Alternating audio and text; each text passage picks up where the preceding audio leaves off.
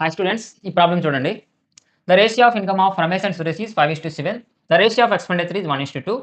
If each of them saves 15,000 then what is the Suresh income? So, problem ఏంటంటే Ramesh and Suresh అనే ఇద్దరు వ్యక్తులున్నారు.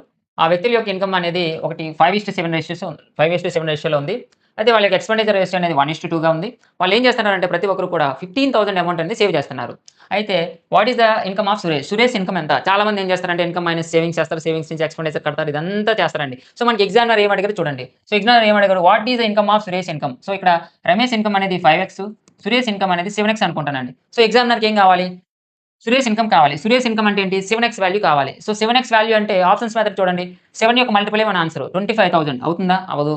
B 15,000 అవుతుందా? అవ్వదు. 45,000 అవుతుందా? అవ్వదు. సో, 35,000 7తో ఖచ్చితంగా డివైడ్ అవుతుంది. సో, మన ఆన్సర్ అనేది డి అండి. ఖచ్చితంగా మన ఆన్సర్ అనేది డి.